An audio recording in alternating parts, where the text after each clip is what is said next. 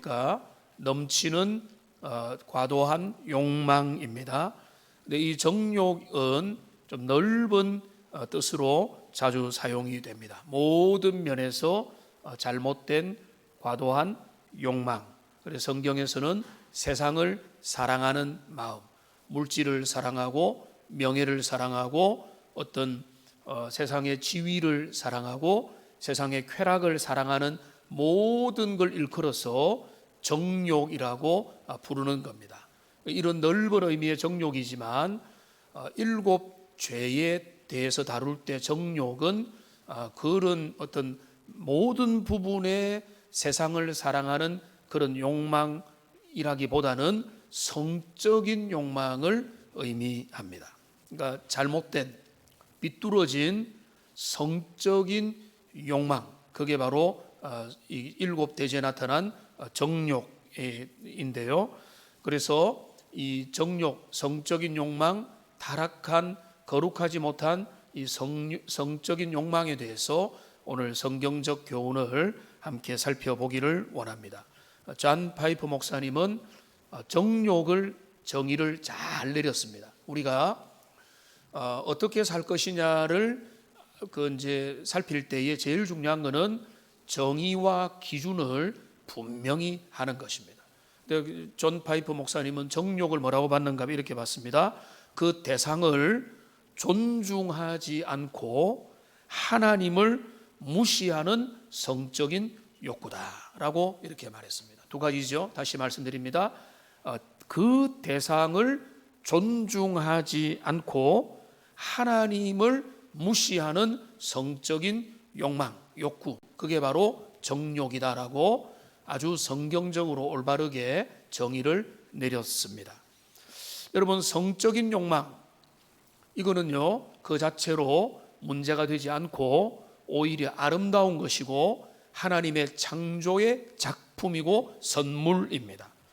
그러니까 하나님께서 그 한 남자와 한 여자를 창조하실 때 그들의 인체의 모든 구조까지도 하나님이 예비하시고 그들 가운데 성적인 존재로 그들을 만들어 주셨기 때문에 성적인 욕망 자체가 그릇되거나 잘못된 것은 아니라는 것을 우리가 생각을 해야 됩니다. 오히려 인간이 타락을 하고 타락하는 가운데 죄가 들어오므로 그 죄는 우리의 모든 좋은 것들을 다 왜곡시키고 다 비틀어버리고 아주 더러운 쪽으로, 좋지 못한 쪽으로 그렇게 변질을 시킨 겁니다. 그 타락의 본질은 좋은 것을 누추한 것으로 만드는 것이지, 그러나 원래 그 성적인 존재로 우리가 태어난 것 자체가, 우리에게 이 성적인 마음이 있다는 것 자체가 그 자체가 잘못된 것은 아니라는 것을 우리가 생각을 해볼 필요가 있습니다. 그러나 인간이 타락을 하고 타락한 죄성 가운데 있는 우리가 가지는 성은 어느 순간에 그거는 우리를 때로는 불편하게 하는, 그러니까 불편한 성이 되어 버렸습니다. 그래서 그런데 오늘날 우리가 이런 현대 쾌락을 추구하고 물질주의와 그 다음에 성마저도 상품화하는 시대 속에, 성이 너무나 만연되어 있는 시대 속에서 우리의 이 아름답고 하나님이 창조하는 성은 자주 왜곡되고 비틀어지고 도전을 받게 되고 여러 이제 죄악된 모습들이 그 가운데 드러나기도 하는 것입니다. 오늘 우리는 성적 욕망이 노골적으로 그리고 아주 조심스럽게 은근히 만연되어 있는 그런 시대를 살아가고 있습니다. 우리가 이거를 뭐 과장을 하거나 어떤 통계를 이야기할 필요도 없이 우리가 조금만 신문과 뉴스에 그리고 주변에 우리가 눈을 돌려보면은 오늘날 우리 시대야말로 정말로 성적으로 문란하고 타락한 시대다. 근데 우리가 그 시대를 벗어날 수가 없는데, 이런 그 시대 속에서 남자로서 또 여성으로서 또 청년으로서 성인으로서 우리가 살아가고 있다는 것입니다. 그러니까 우리는 우리의 싸움이 우리의 거룩을 향한 추구 중에 중요한 하나의 주제가 뭔가 하면 성적인 면이다. 그래서 젊은이들은 젊었기 때문에 너무 중요하고 우리 모두의 싸움인 이 성적인 면에서 하나님이 원하시는 삶이 무엇인가를 우리는 기준을 가지고 성령 충만함으로 잘 이겨내야 되는 겁니다. 리차드 포스트라고 하는 이분은 오래 전의 분인데 이분이 기독교 베스트셀러를 하나 지었습니다. 그 책이 이름하여 돈, 섹스, 권력입니다. 돈, 성, 권력이라고 하는 제목의 두란노에서 나온 책인데 이 책을 보면은 그가 이 성과 관련된 부분에서 그는 이 정욕, 이 성에 대한 타락한 성의 네 가지 분야를 이야기합니다. 네 가지 분야. 첫째는 뭔가 하면 외설, 포르노그라피를 이야기합니다. 이 포르노그라피는 환상의 세계를 그려주고 그리고 모든 성들을 왜곡시켜서 인생들을 아주 잘못된 쪽으로 몰아넣는 그 이제 성적으로 왜곡. 첫 번째가 외설, 포르노그라피라고 했고 두 번째가 뭔가 하면 음욕이라고 했습니다. 영어로 이제 lust라고 하는 이 음욕, 음란하고 저급하고 아주 육신의 생각, 그 정욕적인 생각, 잘못된 성적인 마음가짐을 가지는 것 자체가 이게 이제 성에 대한 잘못된 정욕이라고 두 번째로 봤고요. 세 번째는 이제 남녀 차별인데 좀 다른 주제고 네 번째가 뭔가 하면은 동성애라고 이렇게 본 것입니다. 그래서 오늘 저도 기회가 되는 대로 성경이 동성애를 왜 금하느냐, 원천적으로 그것이 타락한 인생의 모습이다를 말씀드리는데 이 정욕이 나타나는 네 가지 양상들을 여기서 잘 그려준 거예요. 어떤 사람은 음란물에 빠져들어서 거기에서 아주 잘못된 성적 쾌락을 찾고 아니면 그 마음이 음욕으로 시험이 들어서 마음으로 간음한 상태로 이어가고 아니면 어떤 사람은 동성애라고 하는 그 타락한 인생이 아주 정말로 가지 말아야 될 잘못된 경로로 걸어가는 그 다양한 쪽의 성의 왜곡들이 있어 왔다는 것입니다. 그러나 저의 오늘 설교의 주제와 성경의 주제는 그렇기 때문에 기독교인들은 금욕주의로 살아야 된다. 욕망을 자제하면서 살아야 된다. 뭐 이런 주제는 아닙니다.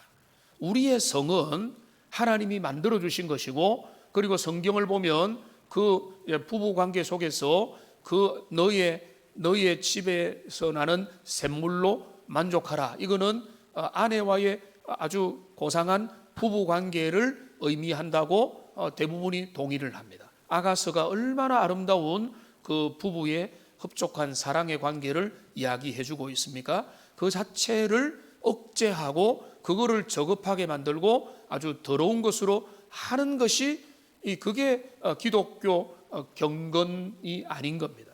거룩하다는 것은 그 성적인 면을 터부시하거나 잘못됐다고 하지 않는데 그러나 기독교 전통 속에는 금욕주의가 꽤 많이 있었습니다. 이 금욕주의 사상이 뭔가 하면 나는 정말로 주님을 본받기 원한다.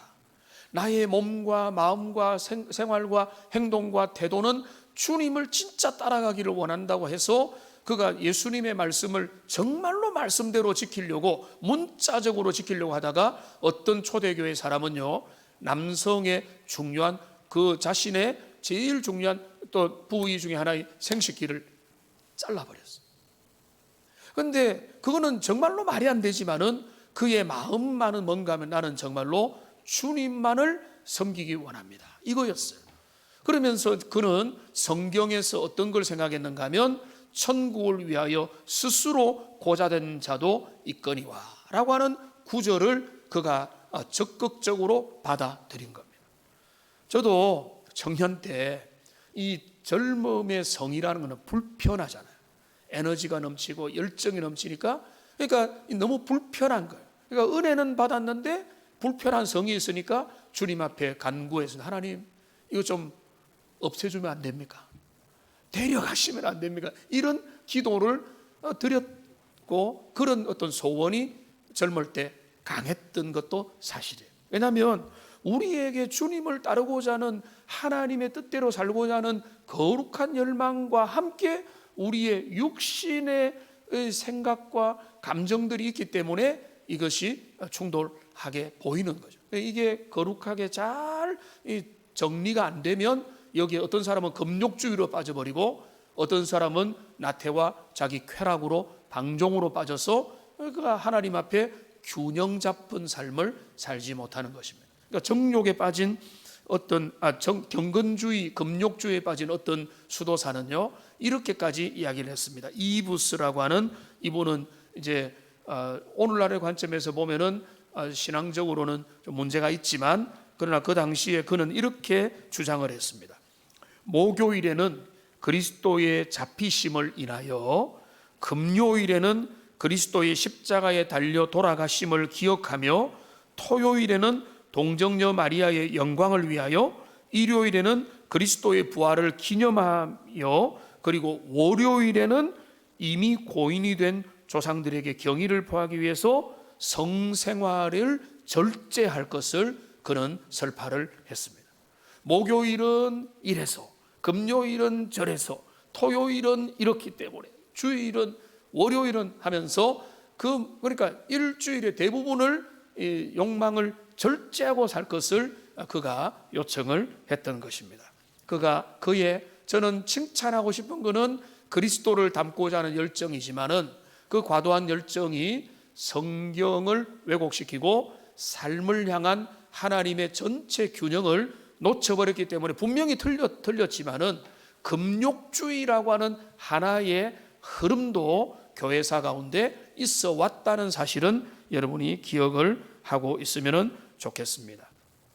그래서 오늘 우리는 이 제한된 시간 속에 이 우리에게 아름다운 성, 불편한 성, 우리가 없애버릴 수 없는 이 성을 남성과 여성이 간직하고 또 이것들을 너무 이상하게 아니면 너무 과도하게 이렇게 생각하는 것이 아니라 성경적인 성이 무엇이냐, 우리가 우리의 주신 이 성을 어떻게 성경적으로 잘 정리하고 방향을 잡을 것이냐, 이 문제를 살펴보기를 원하는 겁니다. 오늘 데살로니가전서 4장은 이 부분에 대해서 우리에게 잘 정리를 해주고 있습니다. 오늘 4장의 4절 말씀에 보면 우리가 그 정욕과 성에 대한 올바른 자세와 잘못된 자세의 본질을 이야기해 주는데요, 4절에 보면 이렇게 되어 있습니다. 각각 거룩함과 존귀함으로 자기의 아내 대할 줄을 알고 라고 말하고 있습니다. 한번 따라 합시다. 거룩함과 존귀함으로 자신의 아내를 대할 때, 남편을 대할 때 어떤 자세가 크리스찬의 자세냐면은 거룩함과 존귀함으로 상대방을 대해야 된다는 거예요. 그 대상을 대하는, 특별히 앞뒤 문맥을 보면은요, 이 성적으로 대할 때 나의 배우자를 존귀하게 여기면서 대해야 된다는 것입니다. 그러니까 이게 이제 육신의 정욕의 문제는 뭔가 하면 성을 내가 나의 정욕을 내가 성에 대하여 표출을 할 때 상대방을 존귀히 여기고자 하는 그 마음을 놓쳐버리는 거예요. 그러니까 거기에서 부각되는 뭔가 하면은 나의 욕망, 나의 갈급함, 나의 어떤 쾌락, 나의 만족, 기쁨, 여기에 철저히 초점을 맞춘다는 거예요. 그러니까 그 상대방이 누군지 별로 관계없고 그를 도구로, 그를 그냥 수단으로 여기고 그냥 성적인 나의 잠시의 일시의 만족을 위한 수단으로 여기는 성, 그거는 제일 문제가 되는 게 뭔가 하면 상대방을 존중하지 않는다는 거예요. 결혼관계 안에서도 마찬가지입니다. 남편은 아내를 존중함으로 아내를 대해야 되고, 아내도 남편을 거룩함과 존귀함으로 대하는 것, 이게 바로 결혼 관계 안에서 합법적인 성생활 가운데서도 그렇게 일어나야 된다는 거예요. 그러니까 우리가 먼저 기억할 것은 뭔가 하면, 우리가 정욕적인 잘못된 성에 빠지느냐 빠지지 않느냐의 중요한 기준은 뭔가 하면, 나의 대상을 어떻게 여기느냐, 존중하고 귀하게 여기고 거룩한 대상으로 바라보느냐, 아니면은 나의 욕망을 충족시키는 그냥 도구로 삼느냐, 그거를 우리가 중요하게 바라봐야 되는 겁니다. 그게 죄냐 아니냐를 가르는 중요한 기준이 되는 겁니다. 그것과 관련해서 우리의 사랑, 우리의 어떤 정념, 우리의 어떤 마음에 드는 여러 가지 욕심과 생각들이 진짜 좋은 것인지 나쁜 것인지, 참 사랑에 기초한 것인지 아니면은 잘못된 인간의 정념에 사로잡힌 것인지를 우리가 잘 구별해야 되는데, 이거를 보여주는 제일 대표적인 본문으로 제가 이제 주보에 여기 기재를 했죠. 사무엘하 13장의 사건을 등장시킨 겁니다. 이거를 다 읽을 수는 없고, 이 이야기를 제가 말씀을 드리면은 여기에 다윗의 아들이 등장합니다. 암논이라고 하는 다윗의 아들이 등장하는데, 다윗이 이제 아내를 여러 명을 두고 처첩을 두다 보니까 여러 이복 형제들이 많은 가운데, 이제 불행하게도 암논이 그의 이복 누이 동생 그 다말을 좋아하게 되었습니다. 그런데 오늘날로 보면은 이거는 뭐 금지된 사랑이라고 보면 되겠지만은, 과거에는 그런 일이 뭐 자주는 아니지만은 있을 수도 있는 뭐 그런 어떤 상황이었지만은, 하여간에 그 이제 그런 부적절한 마음을 가지게 된 거죠. 그러니까 성경에 보면은 암논이 다말을 깊이 사랑했다라고 말하고 있습니다. 사랑을 어느 정도 했는가 하면 상사병이 들 정도가 돼 버린 겁니다. 근데 이게 진짜 사랑인지가 이후의 사건을 통해 이제 드러나게 되는 거죠.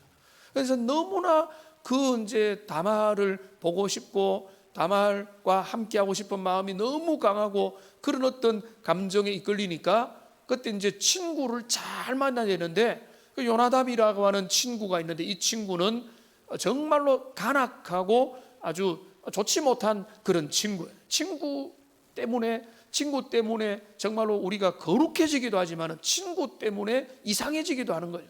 그러니까 요나답이 그에게 와서 뭐라고 이제 이야기를 하는가 하면은 이렇게 이야기를 하는 겁니다. 지금 내가 너에게 아이디어를 줄 건데 꾀병을 부려라. 몸이 너무 아프다고 하고 몸져 누워 있으면은 먼저는 아버지 다윗이 올 건데 아버지한테 이렇게 부탁을 해라.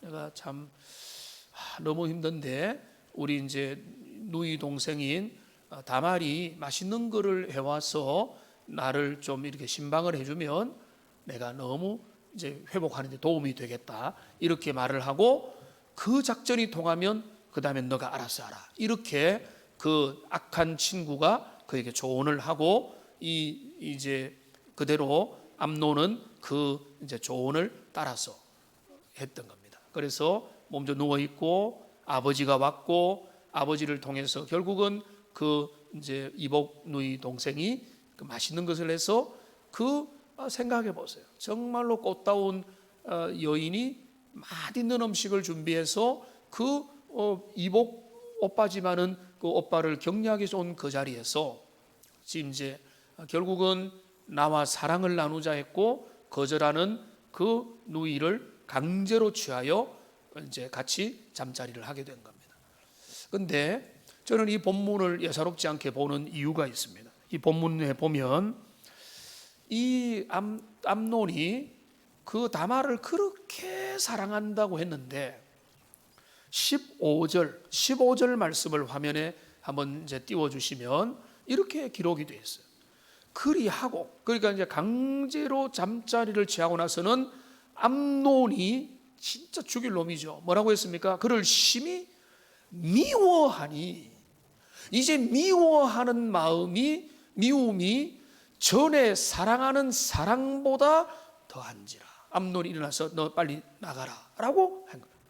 그러니까 지금 이 다말은 이렇게 강제로 성폭행을 당한 것도 너무 억울하지만은 그가 정말로 나가라고 하니까 그 이제 암논은 오히려 다말은 이제 이렇게 된 거 나를 거두어 달라고까지 이야기를 하는. 근데 나가라 하니까 머리를 풀고 온몸에 자기의 가장 소중한 생명이 죽은 것처럼 해서 뛰쳐 나갈 수밖에 없는. 나중에 이게 연쇄복수극으로 이어지는데, 저는 이거를 뭐라고 이제 우리가 봐야 되는가 하면, 이 암논이 했던 사랑의 마음은 어떤 마음이었을까?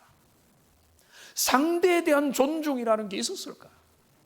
그를 귀하게 여기고 그를 배려하고 그를 존중하는, 그거와 전혀 관계없는 내 욕망을 충실하게 하고자 하는 거기에 그냥 마음에 맞추어진, 세상 사람들은 그거를 사랑이라고 하는 거예요.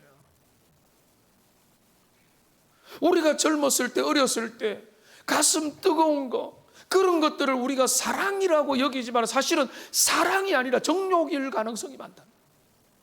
그리고 이것이 왜 정욕인가 하면은 그 대상에 향한 배려와 존중의 마음이 전혀 없기 때문에, 그런 배려와 존중이 없는 마음은 결코 사랑이 아니고 나의 중심의 이기심에 지나지 않는 것이다.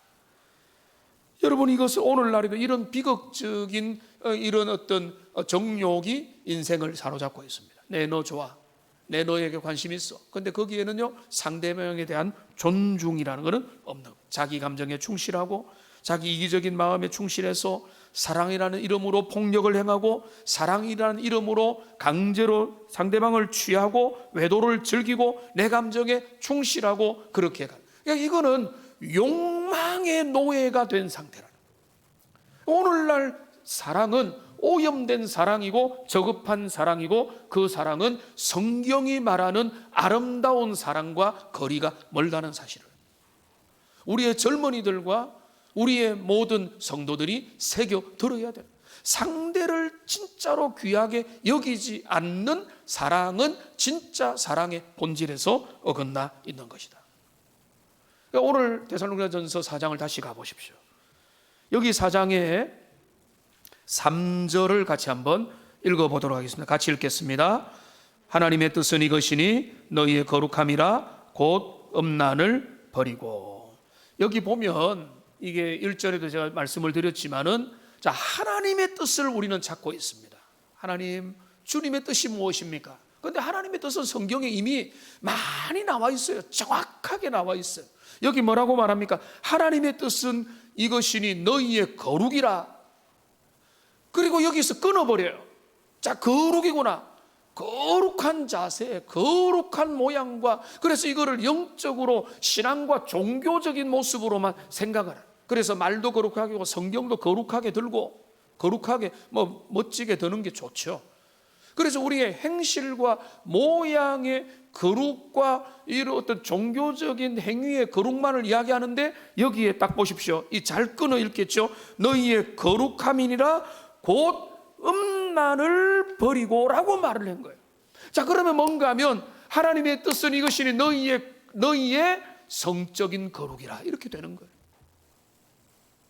그러니까 하나님이 원하시는 삶은 성적인 거룩을 포기하지 말고 그 방향으로 나가기를 주님이 원하고 계시는 겁니다.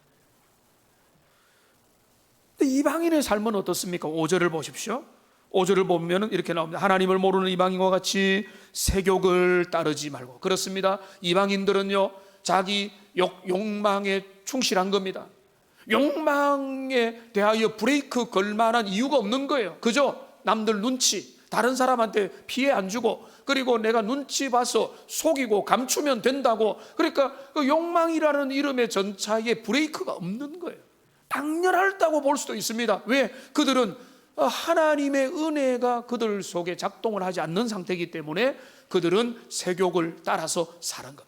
유욕과 물욕과 돈 욕심과 탐욕과 그 중에 하나가 오늘 이 세욕을 따라서 육신의 욕망의 노예가 되는 삶이 그들에게 그렇게 많이 일어나는 것은 그것이 당연한 것인데, 그런데 하나님의 사람은 다르다는 거죠.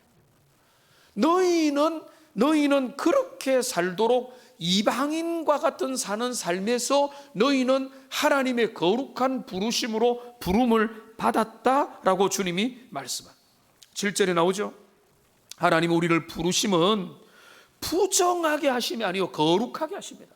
하나님이 우리를 불러서 그리스도 예수를 통해서 십자가의 보혈로 은혜 주시고 구원시켜 준 거는, 자 너희는 이제 영생을 줄 테니까 이제부터 너희 삶은 멋대로 살아도 돼. 너희의 삶은 자유야. 너희는 쾌락과 정욕과 나태와 너희는 돈도 물질 무력에 사로잡히고 정욕에 사로잡히고 세상을 사랑하는 마음으로 살아도 된다가 아니라, 너희는 그 세상으로부터 부름을 받았으니 거룩한 하나님의 성품을 따르는 쪽으로 너희의 삶을 드려라. 그러니까 오늘은 우리가 정욕이지만은 7 대죄를 보면은 탐욕과 교만과 시기와 탐심과 탐식과 이런 것들 다 뭡니까? 그건 한마디로 말하면 세상 사랑하는 마음, 우리의 육신의 욕망이란, 우리는 이 땅에서 완전히 그 욕망을 제어할 수는 없지만 주님이 원하시는 거룩한 삶을 향해 달려가는 거죠. 주님이 그거를 불렀으니까. 주님이 우리를 애굽에서 꺼내내신 것은, 애굽에서 꺼내놔서 이제는 다른 세상에서 한번 살아봐가 아니라 하나님의 나라의 시민으로 너희가 살아라. 그 거룩을 향한 초대가 우리에게 놓여 있다는 거죠.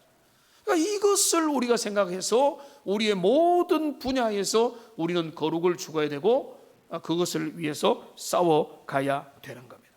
하나님의 자녀라면 자녀답게 살아야 되는 것이고, 그게 바로 거룩한 하나님을 닮아가는 모습이에요. 우리의 속사람과 우리의 머리와 우리의 입술과 우리의 말과 우리의 모든 것들이 그리스도를 닮아가는 것, 그게 주님이 원하시는 삶의 모습이 되는 겁니다. 자, 그래서 다시 한 번 더 4절과 5절을 보십시오.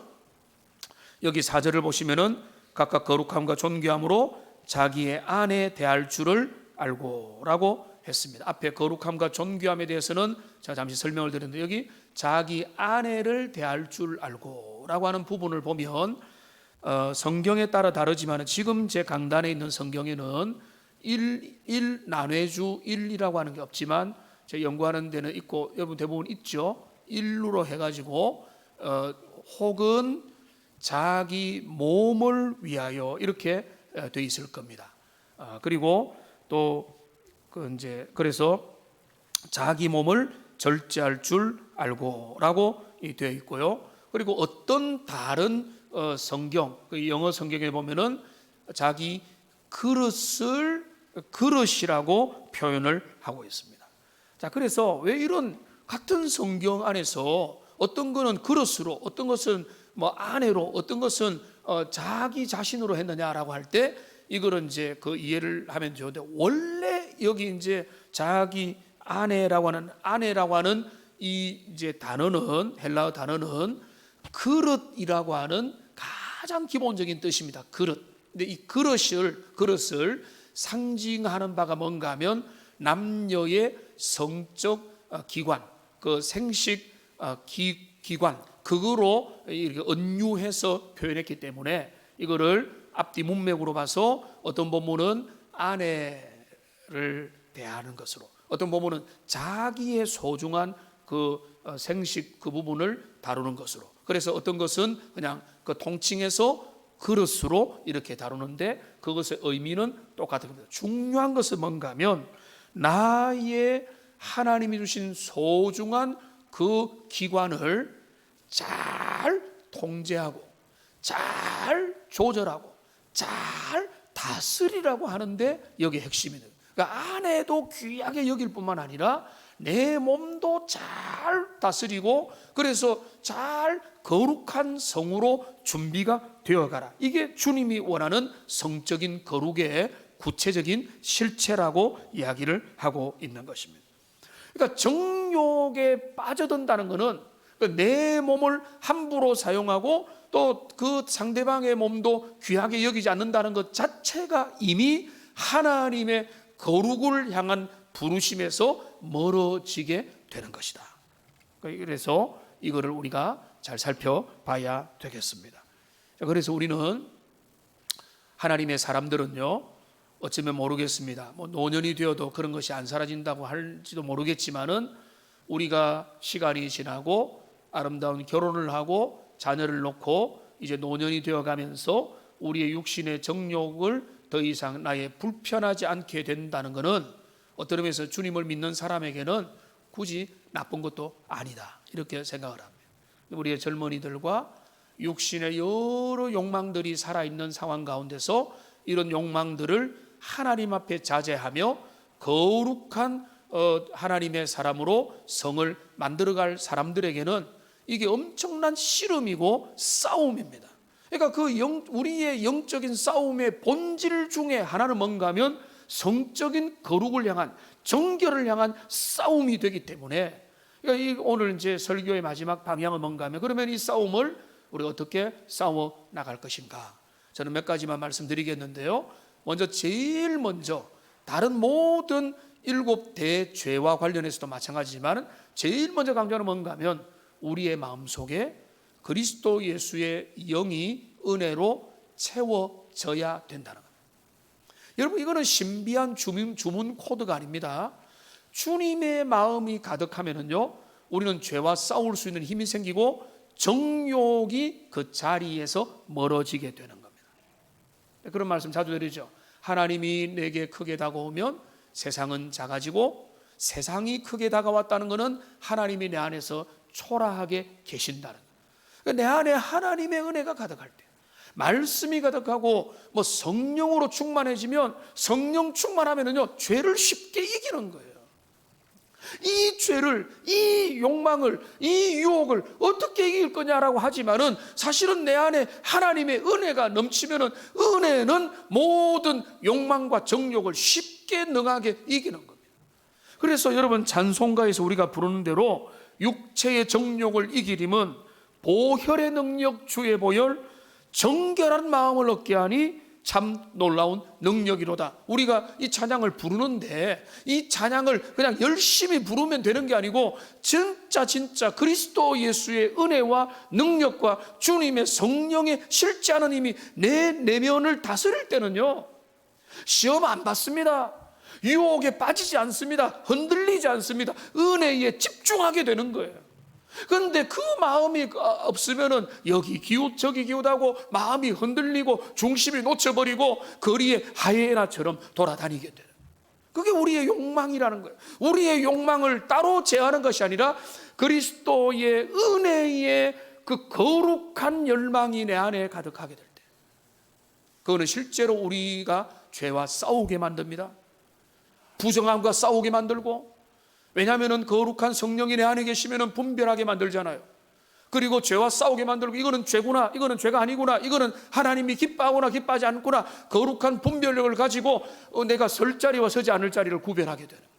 그러니까 우리가 왜 은혜 받아야 되고 왜 말씀 가운데 진리 가운데 거해야 되는가 하면은 그 은혜가 우리의 삶을 지탱해주고 거룩을 향한 우리의 열정을 보호를 해주기 때문에 그런 것입니다. 그래서 여러분, 하나님께로 가까이 가면 됩니다.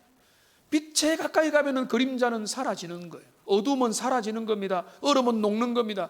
그리스도께 가면은 의의 태양이고 정오의 밝은 빛이신 주님께로 가 있으면, 그러니까 한 번 간 거, 한 10년 전에 한 번 가봤는데 너무 좋더라가 아니고, 내가 오늘 주님의 은혜 속에 머물러 있으면은 나에게 있는 모든 응달에 있는 부분들은 녹아진다는 거예요.